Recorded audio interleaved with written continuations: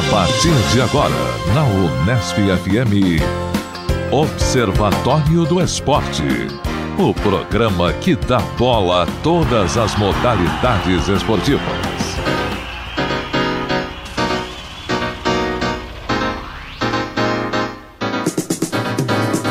Grande abraço para você sintonizado em 105,7 nas ondas da Unesp FM. Hoje é sábado, 1º de agosto de 2015. Aniversário, inclusive, da cidade de Bauru, né? Eu sou o Guilherme Dias e começa agora mais uma edição do Observatório do Esporte. No Observatório, você já sabe, informação e análise dos acontecimentos esportivos da semana. Na reportagem de hoje, vamos tratar e trazer à tona o assunto da ética dentro do esporte. Nós vamos tentar explicar o que é o fair play e como ele é aplicado. Você vai ver, né, como é a orientação ou qual é a orientação da FIFA para o assunto, e ela é a entidade mais indicada para definir a ética no esporte? Será que é? Vamos debater isso. Entrevistamos o comentarista Mauro César Pereira, o ex-árbitro Sálvio Espínola Fagundes e a mestra em análise do comportamento, a Amanda Oliveira de Moraes. Portanto, fique ligado. Aqui no Observatório, a informação vai além das 4 linhas. E hoje, nosso time de comentaristas, né? Hoje reforçado com o Thiago Pavini, diretamente de Jaú, né? Assumindo o posto do Carlo Napolitano, que continua em recesso. Hoje também não temos a presença do nosso querido Zeca Marques, né? E temos o Leonardo Dalsante trazendo os seus destaques também. E o tradicional, sempre presente, Tuca. O Tuca tá por aqui e é justamente ele que traz o primeiro destaque. Nosso querido Tuca Américo, saudações, um abraço. Abraço, saudações amigos do Observatório. Bem, uma notícia que eu creio que não é notícia que eu sou obrigado a comentar aqui. Eu fiquei indignado, amigos da mesa, que foi publicado em alguns portais, na mídia, que a Conmebol promete transparência e licitação para fechar contratos. Né? Ou seja, depois de todos esses escândalos, isso vira uma notícia. Né? Solta-se um release e sai divulgando para toda a mídia que ela promete divulgar os salários do presidente, dos membros do comitê, e diz que ela vai fazer licitações para fechar acordos comerciais e a venda dos direitos de transmissão.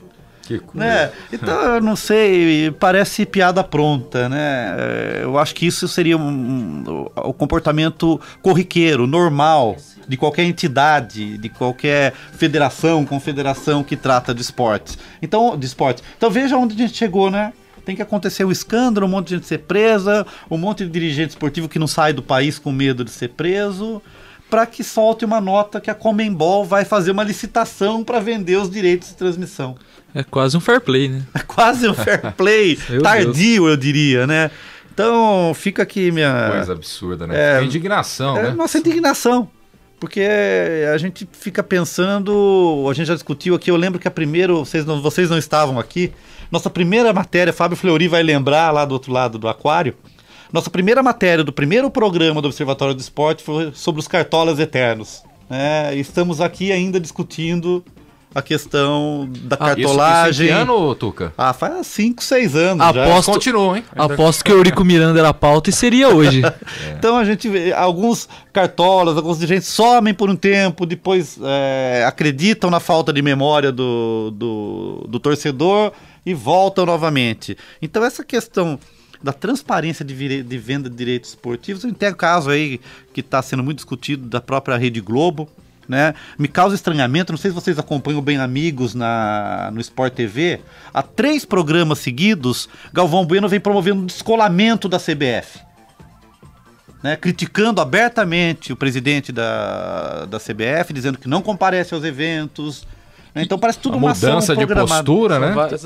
As acusações do que eram queridinhos, né? E isso é bem engraçado se a gente retornar. Quando o Ricardo Teixeira ele saiu da CBF, ele teve que sair por causa de motivos de corrupção. A Rede Globo fez uma matéria com o Tino Marcos exaltando os feitos do Ricardo Teixeira e deixando de lado os principais motivos que ele teve que sair do comando.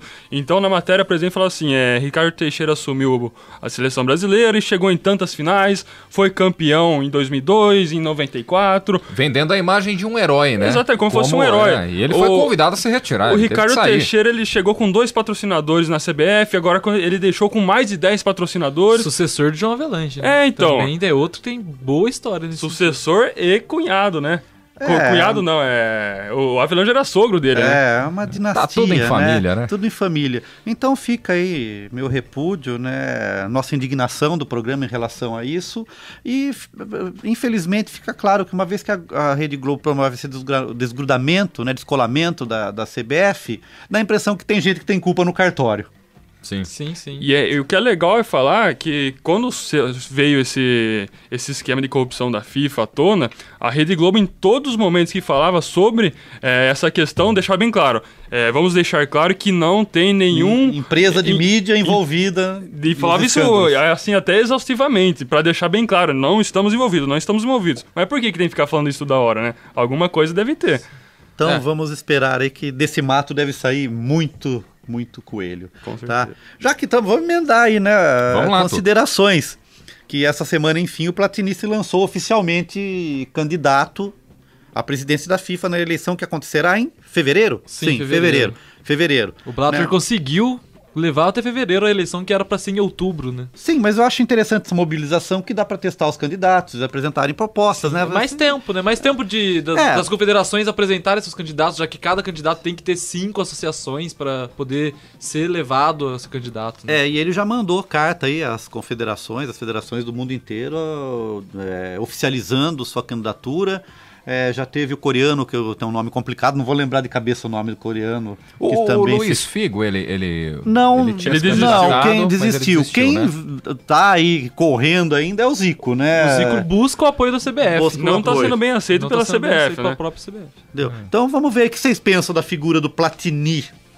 Eu acho que o Platini ele é forte na UEFA, ele reestruturou, melhorou bastante o patamar da UEFA, até tentou deslocar um pouco essa visão que a FIFA passava, a UEFA conseguiu ter uma visão própria de organização de futebol, só que ele tem o apoio só da UEFA por enquanto. O que ele tá buscando agora é ter apoio de gente da Ásia, de gente da África, porque sem apoio desses centros de futebol também, ele não ganha a eleição. O que algumas matérias colocam é que o Platini ele precisa se aproximar da chamada periferia do futebol mundial, que na verdade toda essa sustentabilidade que teve o Blatter, né, foi a partir da abertura da FIFA e da Copa do Mundo às seleções da África, Ásia, e dando um poder político de voto, né, e agora a gente sabe por conta de propina e toda a demais forma de corrupção que está sendo desvendada nesse momento aí nas investigações, que deram suporte a essa periferia. Não é um nome bom, mas é um nome que a mídia está usando, né?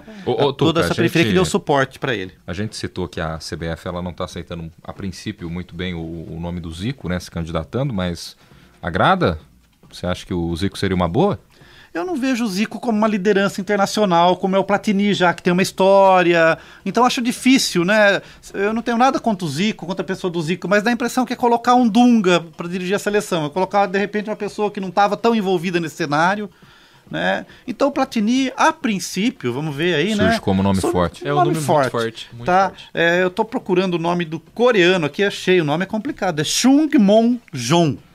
Chungmon-jong é o nome. Na tradução quer dizer coreano, o quê, Tuca? Não sei, deve ser acionista majoritário da Hyundai, deve ser essa a tradução, que é o cargo que ele ocupa, tá? Então, já vê aí também que um empresário, não sei, as relações que ele pode deve se trabalhar estabelecer. bem ali do lado da Ásia, realmente, para tentar força política no lado asiático. Agora, sem dúvida nenhuma, o Platini, como nome de impacto para o mundo do futebol, é o nome de peso, pelo menos até esse momento. Né? Então, vamos ver aí. Lógico que ele vai defender os interesses lá do mundo europeu, Diga, Thiago. E o que eu acho interessante, a gente tá falando do sul-coreano, mas ao que parece é um empresário que não tem tanto envolvimento no mundo do futebol, né? Seria paralelamente fazer uma comparação com o João Dória na seleção brasileira, né? Sim. Alguém que não sabia nada de futebol foi colocado numa função extremamente importante e que acabou não resultando em nada, né? Será que alguém que não entenda muito de futebol, não tô falando que o Blatter entenda,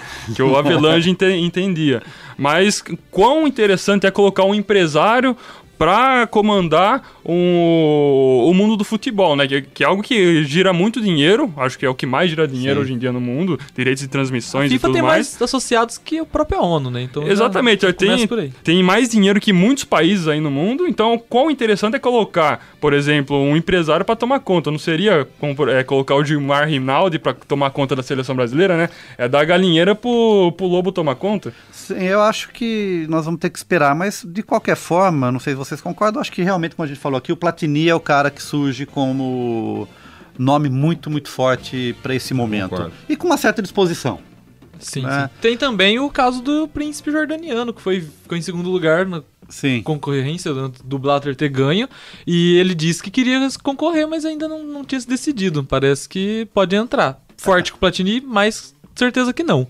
Mas ele conseguiu bons votos e pode ser importante. Nessa divisão, pode ser fiel de da repente, né, numa divisão de votos aí, de repente pode pintar uma zebra.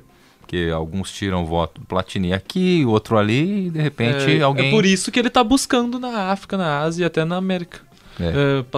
Gente pra apoiar vamos o aguardar cenas dos próximos capítulos nesse assunto FIFA, né? Vamos lá, meu último tema de hoje, que por acaso é um tema que está relacionado com o esporte. Não, hoje não tem vôlei. Né? O vôlei tá meio em animação suspensa e de ressaca por hora. Depois da derrota no final de semana para a Argentina, também as meninas. Dos resultados. Até a confusão no calendário do vôlei daria para ser puxado. Sim. Um calendário que misturou o Grand Prix com o Mundial aqui, e o Pan-Americano. Eu acho que, na verdade, tudo isso aconteceu também em outras modalidades, né? Eu acho que isso demonstra também o pessoal não tá nem aí para os Jogos Pan-Americanos, né? Tanto que já tá acontecendo também o Mundial de Jogos Aquáticos. Lá em esportes aquáticos, Mundial de Esportes Aquáticos. Bem, então, por acaso, essa situação aconteceu com um evento que envolve esporte, né? Principalmente futebol no Brasil, mas eu acho que isso a gente pode tomar como uma discussão para a mídia em geral e para a função do jornalismo, né, como função social do jornalismo. Eu estou me reportando aqui ao caso da revista Veja dessa semana, que publicou uma matéria acusando o jogador Romário, o senador Romário, né, de que ele teria uma conta num banco suíço e que lá estariam 7,5 milhões de reais, e que publicou um extrato na revista. O Romário pegou um avião... Prontamente foi à Suíça. Foi à Suíça, conversou com o banco e provou que aquele extrato que a Veja publicou é falso. Né? Então isso me incorre uma coisa muito grave, que jornalismo é esse que não checa uma fonte, que não checa a origem de um documento falso e publica. É um jornalismo mau caráter, né? Às vezes talvez ele não queira tanto checar essa fonte quanto forjou a própria fonte. Né? E o problema, tem que ser muito bem investigado. E o problema é que, mesmo com a questão ética do jornalismo também, mesmo com uma retratação, o estrago já foi feito. Né? Cabe ao inocente provar que é inocente. O Lula também foi a matéria de capa, inclusive, da Veja, ele tá indo na justiça pra averiguar esse tipo de Então eu acho que, principalmente nesse momento que o senador Romário tá comandando os trabalhos da CPI do futebol, ele anunciou que é possível candidato à prefeitura do Rio de Janeiro. Já se prontificou como candidato. Protagonista, já é né? candidato. Tá aparecendo como protagonista, o Romário. Eu acho que, principalmente aqui nós, né, que trabalhamos com comunicação, nós que estamos numa faculdade de comunicação, nós temos nosso curso de jornalismo aqui, então acho que isso é um debate que tem que ser aberto. Que é um caso, eu acho que extremamente grave, de comportamento de um grande veículo, de uma grande revista impressa brasileira.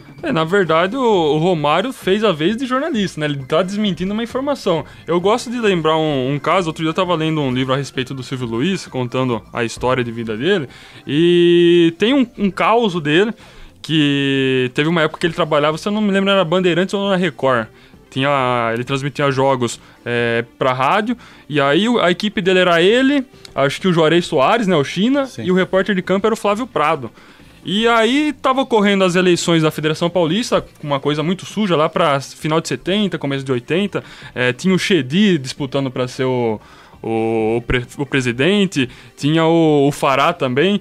Então era uma coisa muito suja que não tinha cobertura da mídia. O que o Silvio Luiz e o Flávio Prado fizeram? Eles lançaram uma candidatura para a presidência da Federação Paulista, e isso, de certa forma, trouxe a mídia para fazer a cobertura do caso, e aí não teve tanta roubalheira assim como costumava ter. Então ele utilizou um artifício meio maluco assim, mas conseguiu trazer a verdade através dessa atuação dele. Então eu acho que isso que tá, essa ousadia que tá faltando hoje em dia, né? Você conseguir pegar uma situação complicada e ter uma criatividade para mostrar o que tá acontecendo para a sociedade, né? Eu acho que pode ser um exemplo bem válido esse aí. Não, vale ressaltar também a velocidade que o Romário deu resposta. Que ele já pegou o avião, foi pra Suíça, postou uma foto no Facebook dele, horas depois, com os braços pra cima, com a hashtag chateado por não ter conseguido achar, os 7 milhões. E ele conseguiu se aproveitar da questão também, se utilizar, bem das mídias sociais. Que ele usou uma linguagem leve para falar com o público dele, dizendo que infelizmente ele não tinha os 7 milhões. Que ele vem usando sempre, inclusive, que o Facebook dele é muito bom. Que o dinheiro, caso ele tivesse dinheiro, seria dinheiro fruto do trabalho suado dele e não dinheiro público. É um cara que não precisa também, né? Se a gente parar pra pensar. Né? E que se ele tivesse dinheiro, com certeza seria bem-vindo em momento de crise. Então ele aproveitou, inclusive, toda a situação para dar uma alfinetada com bom humor. Mas pronto, a resposta dele, de certa forma, também não justifica o que essa revista fez. E quem sai enfraquecido dessa história, né? Sem crédito nenhum, é a revista. Né? Sim. Pois é. É o que A revista se espera. perde bastante, né, no que diz respeito a conteúdo. Saindo um pouco dos tópicos do nosso companheiro Tuca Américo, vamos aos tópicos do Thiago Pavini. Pois não, Thiago? Guilherme, antes de eu falar os meus tópicos, eu gostaria que você falasse um pouco mais, já que hoje é aniversário da cidade de Bauru, falasse um pouco do cenário esportivo da cidade, como que tá o basquete, como que tá o Noroeste, até o vôlei se preparando para a disputa do campeonato, né? Pois é, o cenário em Bauru que melhorou em alguns aspectos, pelo menos no que diz respeito ao basquete. Hoje Bauru completando 119 anos, né, uma senhora cidade de Bauru. E, bom, no que diz respeito ao Noroeste, começando com futebol, né? No que diz respeito ao Noroeste, está tentando se reestruturar, tentando saldar as suas dívidas, pagar ações trabalhistas. A gente sabe que o Noroeste chegou ao fundo do poço. Reestruturação demorada essa, anos. Sabemos bem como que é. Cada vez mais no interior. Esses últimos anos o Noroeste só caiu, se a gente parar para pensar, né? Dá 2 para 3, dá 3 para a última divisão. E depois que o Emílio assumiu, ele assumiu e já teve o rebaixamento, da 3 para a 4ª divisão. Mas o Emílio buscou equilíbrio. Ele não fez nenhum tipo de loucura, não contratou acima do que poderia pagar. E mais do que isso, ele está honrando algumas dívidas de outra administração. Então até tive a oportunidade de bater um papo com o Emílio Brumati, que é o atual presidente do Noroeste, na semana passada. E aos pouquinhos ele está colocando a casa em ordem. O Noroeste hoje tem uma parceria com a Ferroviária de Araraquara. A Ferroviária cede jogadores, o Noroeste dá moradia e alimentação. E mesmo assim está fazendo uma campanha bastante digna dentro da 4ª Divisão Paulista, tendo até a possibilidade de ascender para a Série A3, coisa que o Noroeste nem imaginava no início da competição. Claro que sempre tem aquele discurso, vamos brigar para subir, mas o Noroeste está fazendo mais do que se esperava dele nesse momento na 4ª Divisão do estado de São Paulo. Quanto ao basquete, a realidade é completamente diferente, né? A gente tem o primo rico e o primo pobre. A gente falou do primo pobre, que é o Noroeste no momento. O primo rico continua muito forte, vem com um elenco competitivo, apesar de perder o Larry Taylor, né, que foi para Mogi das Cruzes, teve algumas outras baixas, mas também contratou. O Léo Mendel está chegando, que é um dos destaques de Franca. Disputou o PAN, inclusive. Disputou, assim como o Ricardo Fischer. Como o Ricardo, né? E o Hashtimer. O Hashtimer, como você citou.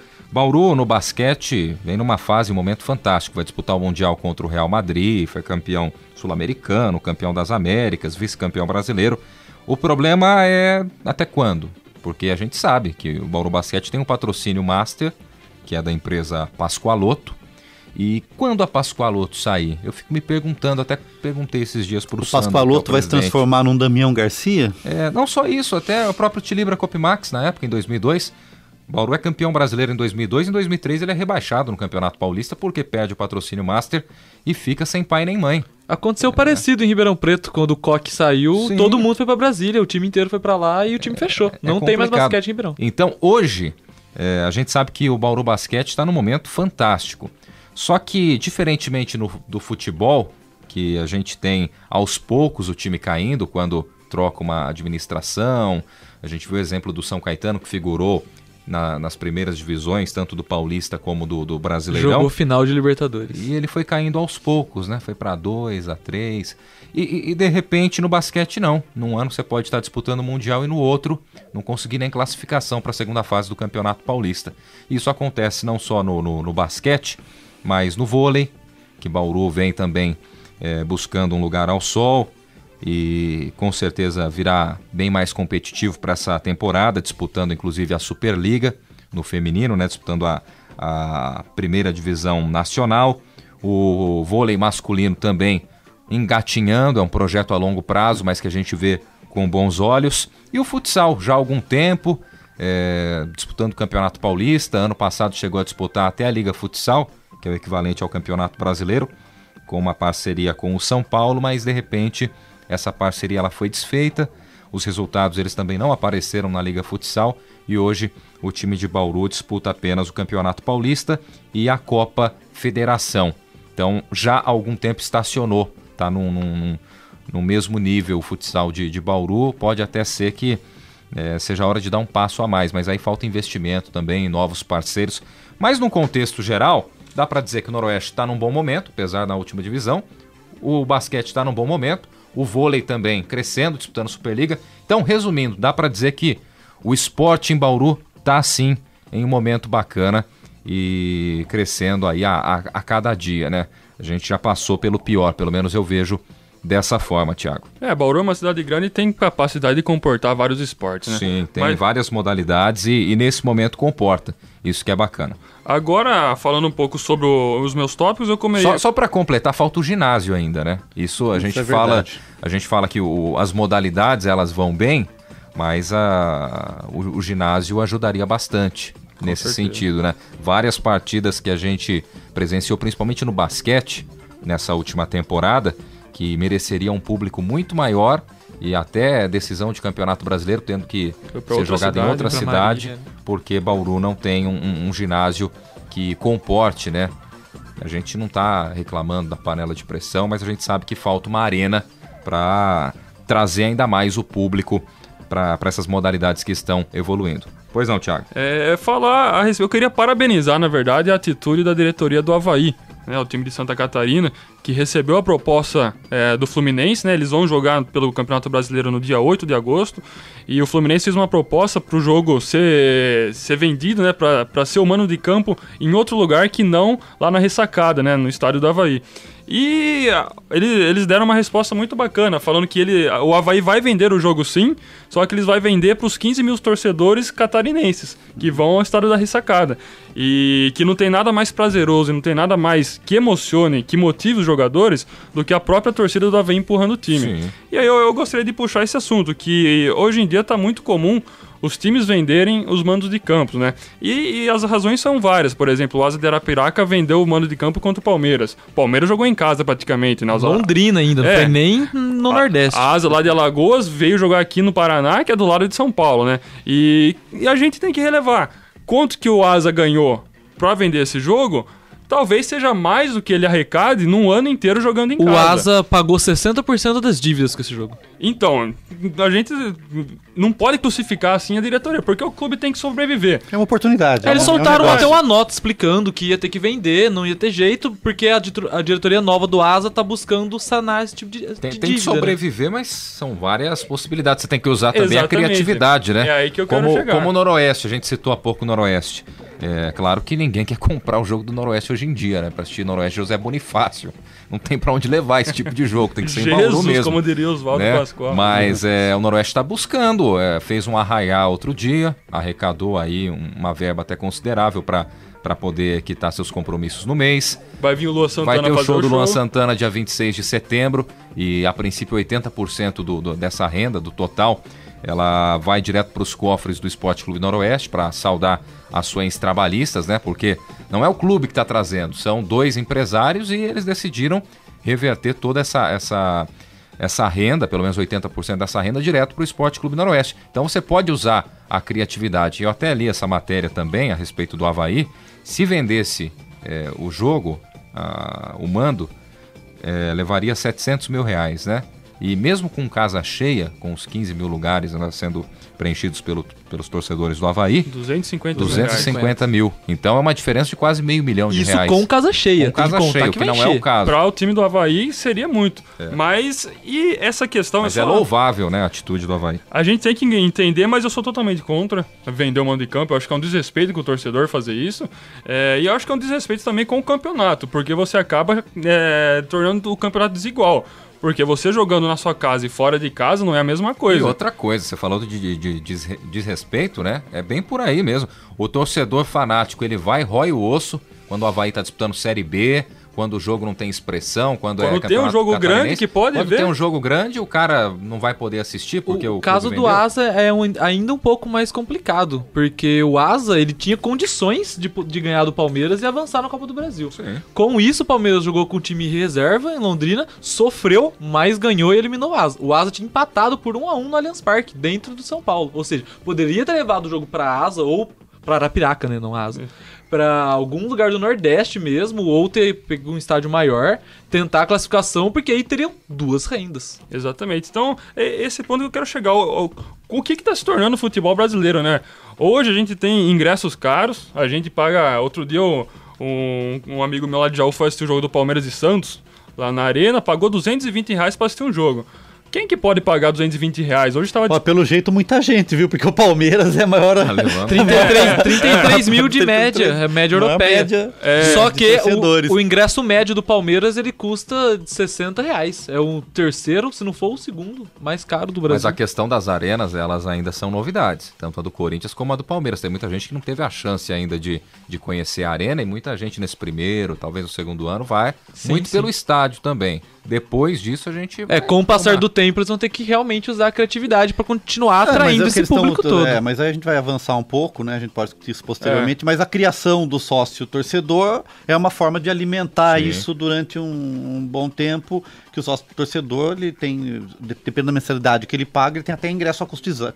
Sim. Hoje você não compra mais ingresso nas bilheterias, né? Tudo pela internet. Se você não tem um cartão de crédito hoje, você não pode entrar no estádio porque você não vai conseguir comprar o jogo. Mas por outro lado, sempre tem aquelas questões, né? Mas o lado positivo é que você tá com a casa lotada, você tem uma previsão, como é na Europa, que você você não compra ingresso na última hora para jogo, né? Nessa hora, eu acho que a Europa não pode ser parâmetro pelo aspecto da atmosfera de futebol. A gente tem que considerar que aqui é a América do Sul, tem todos os vieses daqui. Além disso, a gente tem que levar em consideração a torcida do Borussia Dortmund, por exemplo, que tem um setor que é muito mais barato que os outros e que é o setor que faz a festa, é o setor que é elogiado por todo mundo. Exatamente. Então é aí que eu queria discutir. Hoje tem em como dia, você colocar todo mundo no estádio. É uma coisa muito bacana e gera muitas discussões. Bastante. Os rumos que o futebol tá levando. Vamos ter que marcar um programa só pra isso. Exatamente. E eu acho que é bom, tem que discutir mesmo, trocar ideia. Que o Avaí, ele deu uma resposta muito bacana pra essa situação, porque não vendeu o mando de campo. O Santos, ele foi fazer o jogo da despedida do Neymar, fez o jogo lá em Brasília, tinha mais torcedor do Flamengo do que do Santos para ver o último jogo do Neymar, o maior ídolo do Santos nos últimos anos. Então eu parabenizo muito a atitude da diretoria do Avaí, espero que isso seja parâmetro para outras diretorias. E é isso aí. E eu queria terminar também falando a respeito do Mojimirim, né? Que o Fábio Fleury tava com uma vontade, uma coceira de falar.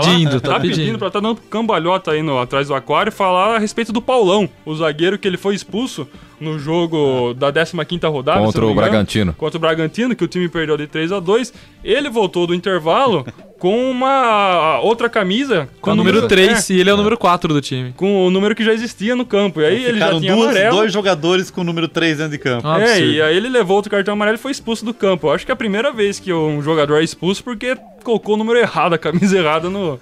Cabe buscar, mas eu não duvido mesmo, não. Falta de atenção, não só dele, principalmente dele, né? Mas de todos ali também. Alguém poderia ter dado um toque. Você é o 4, você não é o 3, amigão. O Fleury falou que já fez isso, mas era amador quando disputava. Então não conta profissionalmente. O Fleury é café com leite. Pode estar com a camisa meia dúzia, 3, a 4. O pessoal deixa ele ficar. Pode até ser número Aconteceu repetido. Um caso parecido, se eu não me engano, na abertura da Copa de 2002 ou 2006. Acho que 2002. que o Oliver Kahn entrou em campo defendendo a seleção da Alemanha com a camisa do Bayern de Munique. Aí aí o juiz viu e pediu pra ele trocar a camisa. Vai lá, outro troca. time já. Outro rolê. A conversa tá ficando um pouco mais séria, né? Bom, agradecendo a presença tanto do Thiago como do Leonardo também, né? Os nossos comentaristas. Categoria de base dos comentaristas, Certo, Tuca, já que o Carlos Napolitano não tá por aqui, também o Zeca, eles retornam. Nós tudo temos uma indica, na base próxima preparada. semana. Já temos uma base já pronta para em condições de. Vamos agora para a matéria da semana, na voz de Heitor Facini. Observatório do Esporte. Confira a reportagem da semana. Um tema em debate. O fair play é algo que foi sendo inserido na cultura do esporte durante o último século. A FIFA, órgão máximo dentro do futebol, tem uma cartilha que, dentre muitos pontos, fala sobre o respeito ao adversário, ao árbitro e à torcida. Mas o principal dessa carta é o seu lema, repercutido em muitos lugares, como nos jogos de videogame que licencia. Meu jogo é o fair play. A campanha começou após Diego Maradona fazer um gol de mão contra a Inglaterra na Copa de 1986, ato conhecido como La Mano de Dios. Mas desde antes disso, a FIFA promove o jogo limpo nas suas competições. A partir da Copa do Mundo de 1978, começou a ser distribuído o troféu Fair Play para a equipe menos faltosa. O problema disso tudo é aplicar esses valores dentro de um campo de jogo. Para tentar conceituar o Fair Play, entrevistamos a mestra em análise de comportamento pela Universidade Estadual de Londrina, Adriana Oliveira de Moraes. No esporte em geral, assim, não existe uma definição específica do que seja o fair play. Ele existe como uma noção de ética esportiva. Então, quando as pessoas querem se referir a algo justo ou injusto dentro de cada esporte, elas dizem como uma noção valorativa mesmo. A atitude foi antiesportiva. Existem algumas orientações gerais, mas extremamente amplas, né? Então, cada esporte ele traz normas de conduta legais e ilegais e geralmente acompanha alguns códigos de conduta esportiva e antiesportiva, que são orientações. Geralmente elas são bem gerais, antiesportiva. Geralmente é atentar contra o fair play, ser desonesto na situação de jogo, não garantir a igualdade dentro dos oponentes, coisas desse tipo, mais amplas. Além disso, também entrevistamos Salvio Spínola, ex-árbitro e atual comentarista de arbitragem da ESPN. Primeiro a gente tem que avaliar o conceito de fair play. Assim, literariamente falando, é jogo limpo. Agora, o conceito de fair play para a FIFA ele é muito mais amplo. Fair play é respeito, é dignidade, respeito ao adversário, respeito ao público, respeito ao símbolo, com respeito a tudo e a todos. Muita gente pensa que o fair play fala que o fair play é jogar limpo, e o que é o conceito de jogar limpo, né? Fair play é respeitar as regras, não é só jogar limpo, que é uma questão literária da tradução. Mas a FIFA está envolvida em muitos escândalos extracampo, de desvios de verba e corrupção. Mauro César Pereira, comentarista dos canais ESPN, comenta isso. Então o que é jogo limpo? O que a FIFA convenciona? Por favor, quem é a FIFA para falar em jogo limpo? Patético, né? Convenhamos, a FIFA determina o que é jogo limpo. Mauro ainda vê uma falta de leitura do que é o jogo nessa imposição da FIFA. Da maneira que ele tem sido encaminhado pela FIFA, principalmente nos últimos anos, ele é absolutamente fake, né? É uma tentativa de impor uma forma de se comportar dentro de campo que não é compatível com futebol no mundo real. Tem gerado muitas situações confusas em que não se sabe de quem é a responsabilidade para paralisar um jogo, quando muitas vezes um determinado jogador está em campo e há muitos casos em que visivelmente não é nada grave, e aí o time desse jogador quer que o adversário interrompa a partida e muitas vezes o adversário não quer, porque ele está seguindo uma jogada que pode se tornar perigosa, mas aí também aquele que se prevalece daquilo, e até os que dão o famoso migué, simulando uma situação mais grave do que realmente é.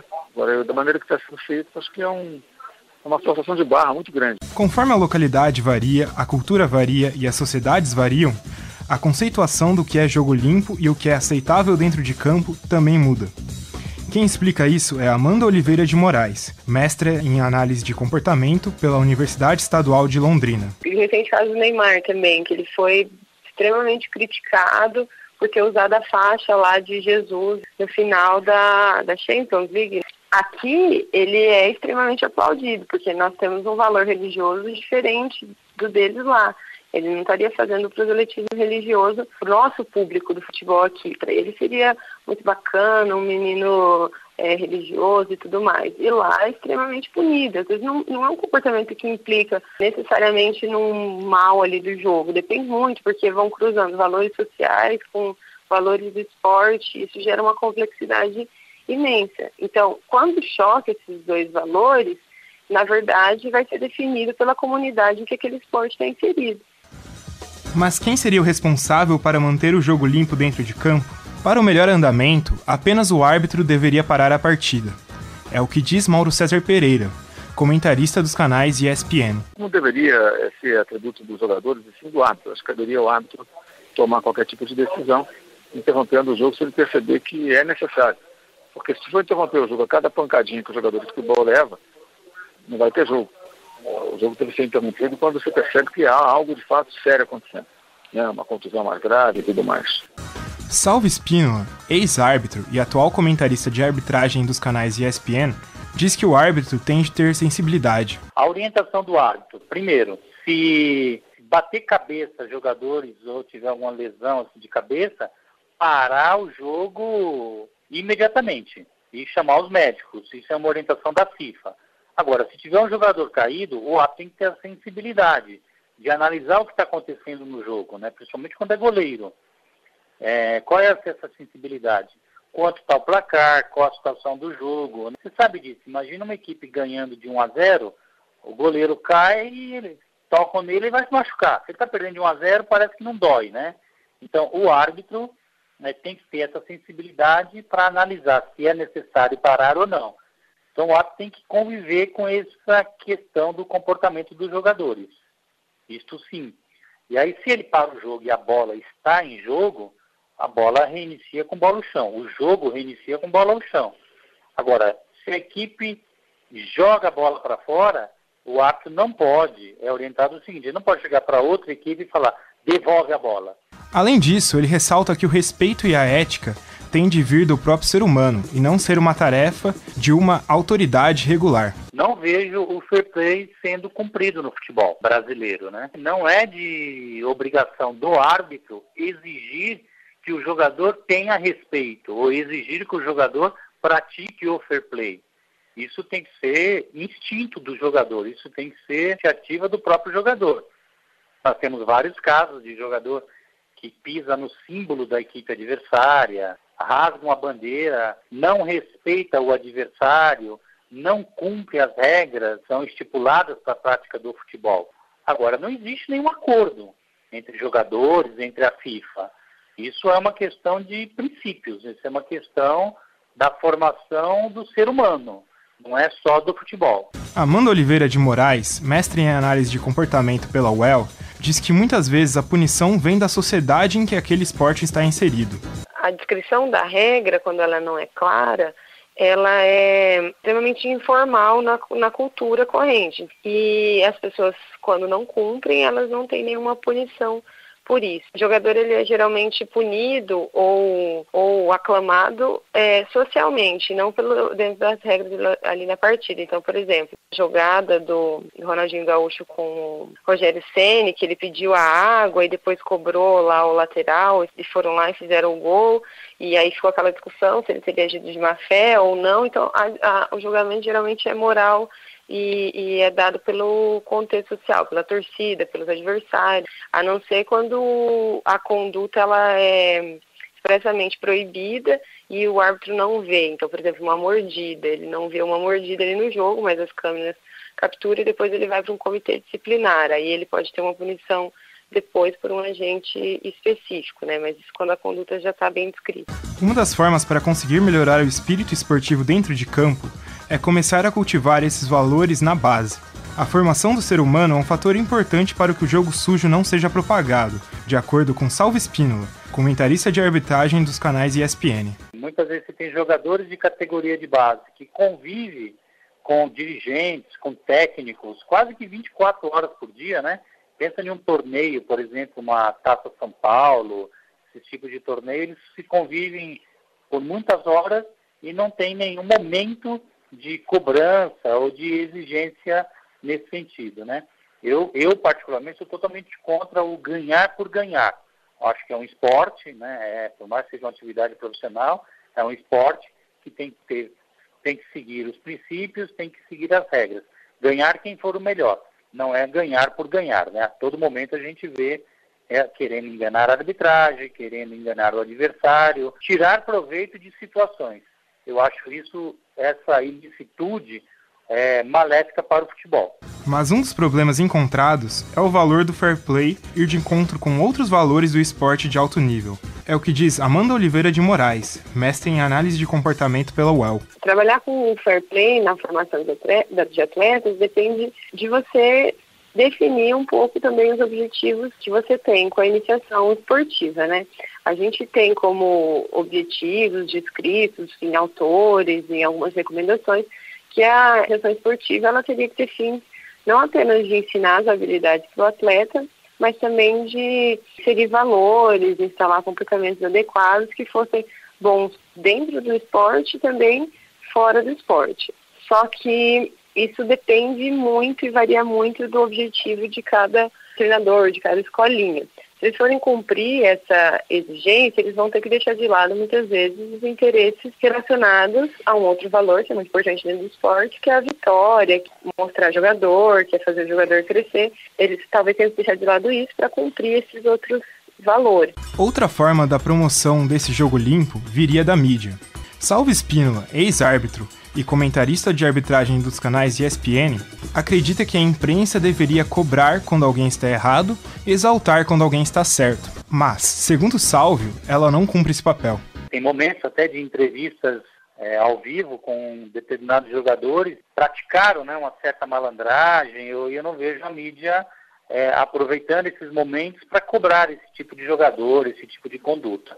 Amanda Oliveira de Moraes, mestre em análise de comportamento pela UEL, ressalta que a mídia comercial tem outros interesses envolvidos. Pode simplesmente derrubar um jogador com pesos diferentes. O caso da Copa do Mundo, o Soares, né, da mordida lá, ele tem várias passagens e tudo mais, mas a mídia, ela pressionou bastante a questão desse jogador e prejudicou bastante o Uruguai no geral. Ele foi antiesportivo, mas já existiram atitudes, mesmo dentro da Copa do Mundo, que geraram consequências mais graves do que a mordida. A própria joelhada que o Neymar levou teve uma consequência mais grave para o outro jogador do que a mordida que não tira o outro jogador de jogo. Então, às vezes, esse julgamento ele pode estar envolvido com outros interesses, que não seja o de manter a igualdade, como é dito nos códigos de conduta, o de manter a igualdade entre os adversários. Às vezes pode passar por interesses econômicos, interesses financeiros e por aí vai, coisas que a gente não entende, né? Que a gente não chega a ter acesso. Outro problema do jornalismo é não tentar entender o jogo e o comportamento humano em campo. É a opinião de Mauro César Pereira, comentarista dos canais ESPN. A mídia muitas vezes é muito politicamente correta. Não são poucos jornalistas que olham para essas situações que envolvem o fair play como se o futebol fosse um videogame. Falta um pouco de uma visão realista do jogo. Então, muitas vezes a mídia espera dos jogadores um comportamento que é incompatível. É um jogo de futebol, são seres humanos, os nervos muitas vezes estão exaltados, todo mundo quer ganhar, a arbitragem comete erros, os lances muitas vezes são polêmicos, as pessoas ficam nervosas, isso é inerente a uma disputa esportiva. O árbitro deve ser o mediador e os jornalistas que muitas vezes têm que forçar para tentar entender o que está se passando. Uma das maiores muletas que eu ouço é aquela do desnecessária jogar. Como desnecessária? Às vezes o futebol tem jogadas mais ríspidas, sim, não obrigatoriamente desleais, pelo contrário, não devem ser desleais, mas mais ríspidas acontecem. Às vezes é necessário, sim, uma jogada um pouco mais dura, isso é do jogo, é do esporte. Eu acho que a mídia, muitas vezes, ela tem uma postura absolutamente politicamente correta, chata e foge da realidade do jogo. É uma visão muito comum hoje, um comentário muito rotineiro, se trata como se o futebol fosse disputado por bonecos, né? Como se fosse um jogo de videogame. Vamos começar com os nossos tradicionais agradecimentos antes do debate, né? Agradecendo ao comentarista dos canais ESPN, o Mauro César Pereira, ao ex-árbitro e também atual comentarista de arbitragem dos canais ESPN, o Sálvio Spínola, e à mestra em análise de comportamento, a Amanda Oliveira de Moraes. Conosco aqui na mesa, né? Após fazer a locução dessa matéria, o Heitor Facini também para os comentários e o Isaac Toledo. Começando com o Heitor, como você produziu esse conteúdo deste sábado, também como você analisa o papel da imprensa, da mídia, em cima desse tema Fair Play. Um abraço para você, Heitor. Um abraço a todos os ouvintes, a todos os amigos da mesa aqui. E eu acho que a primeira coisa para pontuar é que o Fair Play é um tema muito difícil de ser debatido, porque é um tema muito amplo, porque isso do que é certo, o que não é certo fazer em campo, o que é correto, varia da interpretação da pessoa. É um tema filosófico para ser debatido, porque pegar principalmente uma coisa que até não coube colocar na matéria, porque já tinha bastante informação, é que a imprensa, principalmente da América do Sul, exalta muito a catimba. Mas até que ponto a catimba é um jogo limpo? Você falar que o cara tá sendo malandro, tá usando um jeitinho pra conseguir contornar o árbitro, pra conseguir ganhar, é exaltado muitas vezes pela imprensa esportiva brasileira. Mas até que ponto isso é correto? Até que ponto tirar vantagem de uma desatenção é correto pra ganhar o jogo? Heitor, só um comentário, né? A gente pode tomar como exemplo, na Argentina, dois jogadores totalmente diferentes em termos de comportamento. O Maradona, que é considerado aquele jogador raçudo, que é muito valorizado pelos latino-americanos, e o Messi, que é um jogador mais focado, mais concentrado. E para os argentinos, eles chamam o Messi de pecho frio, ou peito frio, ou seja, aquele cara que não tem raça, né? E você vê que o Messi é um cara que joga na base do fair play, que raramente para, que leva pancada, levanta e sai jogando, né? Então realmente são valores culturais também, né? De que cada torcida, cada cultura espera do comportamento do seu jogador. Então acho que isso também tem que ser levado em consideração, assim como o comportamento das plateias, do árbitro, tudo mais, como foi bem apontado aí na matéria bacana que vocês produziram. Eu acho que outra coisa que é muito interessante pontuar, que se a FIFA chega, que é um órgão corrupto, que é um órgão com vários problemas éticos dentro da sua organização, chega e impõe para todo o mundo um mesmo tipo de regra, um mesmo tipo de conduta a ser seguida dentro de campo, isso é meio que desrespeitar as culturas em que o futebol está sendo jogado.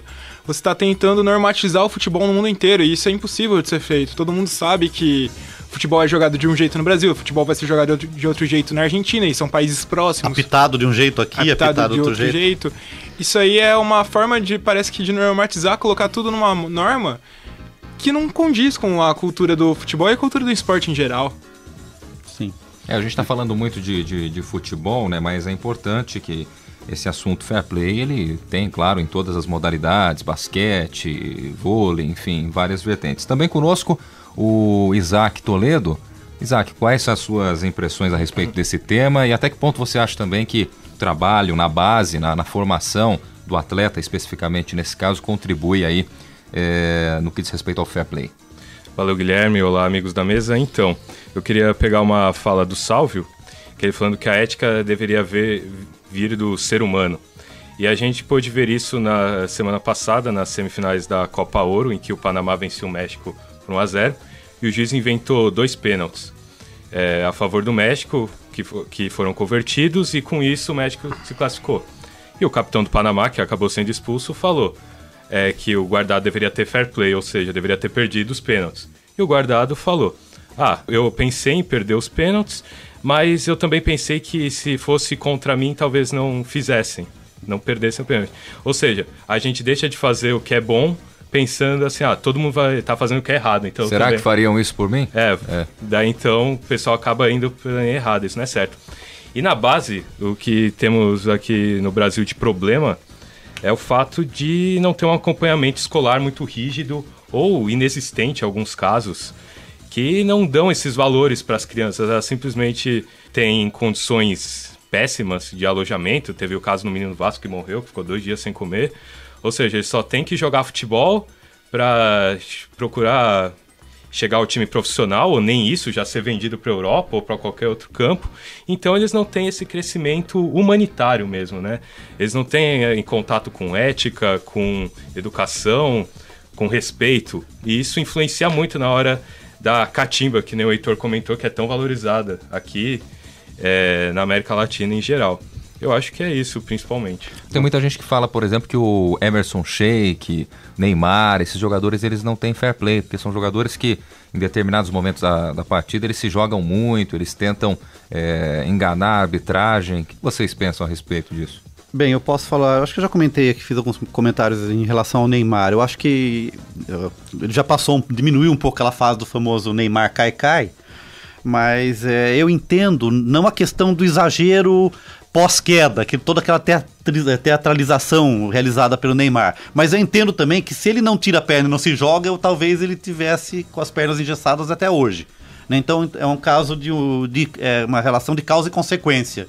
Né? Ele salta tanto porque os caras caçam muito ele. Né? E ele não tem aquela vantagem física para poder suportar. Então, muito para se preservar também. Muito para preservar. Mas, por outro lado, ele também tem um exagero quando é realizada a queda. Só em relação ao Neymar, você tocou, eu ia falar também a questão cultural, Heitor, do drible, né, do Neymar. Aqui, o Neymar, se ele chapelar 5 vezes no zagueiro, toda a arquibancada vai levantar e vai aplaudir. Talvez até a torcida adversária. Né? E a gente viu o que aconteceu com ele na Espanha. Né, em que um drible é considerado humilhar o zagueiro. Falta de fair play. Falta de fair play. Então a questão um negócio cultural, ainda mais o bem assunto. Cultural. Quando que o Isaac falou também bastante da base, tem 2 pontos que eu acho que é interessante tocar. Não é feita realmente essa formação para que o atleta tenha um jogo limpo, tenha um jogo melhor de ser jogado, melhor de ser visto, mais leal com os seus adversários. Mas tem que pensar também que os clubes são empresas. Eles vivem de ganhar o jogo, eles vivem de ter boas campanhas, porque senão o clube pode ficar em situação difícil, eles dependem desse dinheiro. Aí tem que pesar, que nem a Amanda fala mesmo na entrevista, que tem que pesar, tem que ter um balanceamento desses dois. É importante ter o jogo limpo, mas o jogo limpo pelo jogo limpo para não ganhar, também perde o interesse dele. Tem que ter um balanceamento de conseguir colocar esse fair play, mas não deixar a vontade de ganhar longe. Sim, eu acho que tem uma diferença que a gente tem que considerar entre agressividade do jogo e violência. Muitos jogos são agressivos, né? Mas isso não pode extrapolar para a questão da violência. Um ponto que o Isaac tocou, que eu acho que é importante, Isaac, você falou a questão da educação, né? Então muitos jogadores não têm aquela educação que se espera de um jogador para lidar com o público, a torcida, né? E tem uma coisa que eu acho engraçado também. Em muitos esportes, num certo momento, o próprio atleta ele não tem o conhecimento perfeito da regra. Né? Eu tive sorte de ter bons professores de educação física, que eu tinha aulas teóricas com os professores que ensinavam as regras do jogo. E isso é raro. Né? O futebol talvez seja popular justamente pela limitação, pelo número pequeno de regras que tem, né, em relação a outros esportes. A gente vê, por exemplo, nas transmissões esportivas de basquete, vôlei, outros jogos, ou quando tem Pan-Americanos, jogos de inverno, tem lá uma pessoa para explicar para a audiência o que é o jogo. Né? E mesmo no futebol a gente vê às vezes que o jogador não sabe algum aspecto específico da regra, não sabe o regulamento do campeonato. Às vezes técnicos não sabem o regulamento do campeonato. Né? E só para fechar esse assunto, a própria questão do doping, que seria um fair play, que tem a ver com essa relação de ganhar a qualquer custo, porque, por exemplo, no atletismo ou em outros esportes que o doping é mais comum, no ciclismo, né, o meu patrocínio, o meu salário, a minha visibilidade está ligado ao meu desempenho. Então essa busca pelo desempenho que leva um atleta ao doping também tem que ser tomado como uma questão de fair play. Uma outra questão que poderia envolver fair play, que é tão pregado, um contra-ataque, o atacante está na cara do goleiro e o adversário vai lá e faz a falta. Impediu o lance de gol, é expulso. Ou quando o Suárez colocou a mão na bola na Copa de 2010 para evitar o gol. Se a gente for pensar, tudo isso seria uma falta de fair play, porque ele está simplesmente indo contra a regra do jogo para evitar um lance importante, um lance, como é que eu posso dizer? Que possa definir o jogo. Possa definir Isso o jogo. Acontece, como o Guilherme apontou, em outras modalidades, né? No basquete, um defensor que também intensifica um choque se joga. No vôlei, uma bola desviada num bloqueio que o atleta sentiu e não acusa. Sim. Em tantas outras modalidades. Eu fico imaginando aqui um lance, eu vou usar o Corinthians como exemplo, 48 do segundo tempo, final de Libertadores. Corinthians vai para um lance de ataque contra o Boca na final e o árbitro marca pênalti, o jogador sabe que não foi tocado, que não foi pênalti. Tem como ter fair play numa situação dessa? É praticamente impossível pela pressão. Então, muitas vezes a pressão, o ambiente faz também com que o atleta, porque numa dessas, se ele fala, peraí, não fui tocado, não foi pênalti, o que a torcida vai fazer com esse camarada depois? Como é que vai ficar? Como é que vai ser a reação dos outros perante a atitude dele, que foi legítima, que foi honesto, mas o que vai acontecer com esse cara? Como você falou, depende da situação. Numa final de Libertadores, provavelmente ele ia comemorar. Não existe, agora, a gente tem exemplo de um jogo campeonato italiano close. Ele caiu, o juiz marcou pênalti e depois ele falou, não foi pênalti. Daí você pode pensar, um jogo de campeonato, tá, é importante, vale 3 pontos, mas não ia definir o campeonato, não era algo que valesse algo importante. O correto, o ideal seria, né, ser honesto sempre, mas existem situações que realmente, na vida de um jogador de futebol, por exemplo, como a gente deu esse exemplo, né, a gente sabe que não aconteceria, essa é a realidade, né? Se numa final de campeonato alguém marca um pênalti, ou o cara sabe que está impedido, mas ele fez o gol e o árbitro validou aquele gol, a gente sabe que o fair play dificilmente vai entrar numa jogada dessa. Tem também o caso da França, que foi para se classificar para a Copa de 2010, que o Thierry Henry, ele meio que coloca a bola para a volta de campo, que a bola estava saindo, ele contra coloca a Irlanda, né? Contra a Irlanda, isso. Ele coloca para dentro de campo com a mão. Aí ele faz o gol. E todo mundo achava, não, você fez o gol com a mão, você não poderia ter feito esse gol com a mão. Você deveria ter assumido pro árbitro, não, toquei a mão na bola intencionalmente e não foi gol. Mas como que o cara vai fazer isso valendo a classificação dele pra Copa do Mundo? E foi uma situação que realmente, eu dei o exemplo da Libertadores, mas essa situação se encaixa perfeitamente, né? Eu acho interessante, Guilherme, também a questão que foi apontada na matéria, a questão da mídia, né? A mídia adora esses fatos porque isso intensifica e promove a discussão. Né? E o jornalismo, a mídia esportiva se nutre, se alimenta dessas polêmicas. Então isso acaba se tornando um círculo vicioso, que para a mídia é legal. Eles querem que aconteça isso mesmo para que isso se perpetue a discussão durante a semana. Foi gol ou não foi gol? Foi impedimento ou não foi? E no caso de França e Irlanda, a gente ainda teve a acusação de que a Irlanda recebeu propina da FIFA para não recorrer. Sim. 5 milhões de euros, se eu não me engano. Então... é o que o Mauro falou, né? Quem é a FIFA para impor um fair play, sendo que ela está envolvida em tantos escândalos, em tantas coisas ilegais? Realmente é uma situação polêmica, né? É um assunto polêmico também, o fair play. E a conclusão que a gente chega é que existem situações que é muito mais fácil você ser correto e agir dentro do jogo limpo do que em outras. Quando o ideal seria ser honesto o tempo todo, né? Mas...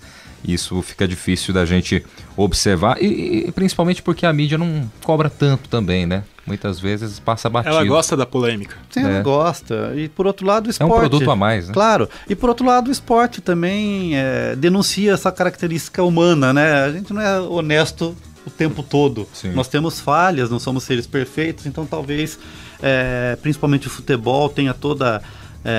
essa popularidade em função de tantas possibilidades de erros, imprevisibilidades que ele proporciona para quem pratica e vê e curte, assiste, é torcedor. E você, ouvinte do programa que acessa as redes sociais, curta a nossa página no Facebook. O endereço é o www.facebook.com/Observatório do Esporte. Por lá, envie suas mensagens, suas dúvidas e também, claro, suas sugestões. Acesse também o blog do nosso programa. O endereço é o www.observatoriodoesporteunesp.blogspot.com.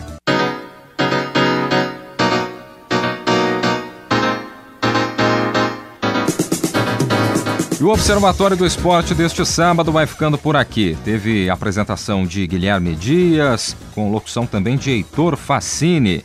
Comentários de Tuca Américo, também Leonardo Del Sante e Thiago Pavini. Eles que também fazem parte da equipe de reportagem ao lado do Lucas Rueles, do Heitor Facini, do Isaac Toledo e da Jéssica Dourado. Direção de Fábio Fleury. Trabalhos técnicos do sempre competente Paulo Pepa. E hoje também tivemos a visita aqui do Gabriel Belda, né? Corintiano, 12 anos, e veio acompanhar também a gravação do programa Observatório do Esporte. Um grande abraço para o corintiano, o Gabriel, que acompanhou, portanto, a gravação de hoje. Observatório do Esporte é um projeto de extensão universitária financiado pela PROEX, a Pró-Reitoria de Extensão da Unesp. Para você, Um grande abraço e até a próxima semana. Observatório do Esporte, informação além das 4 linhas.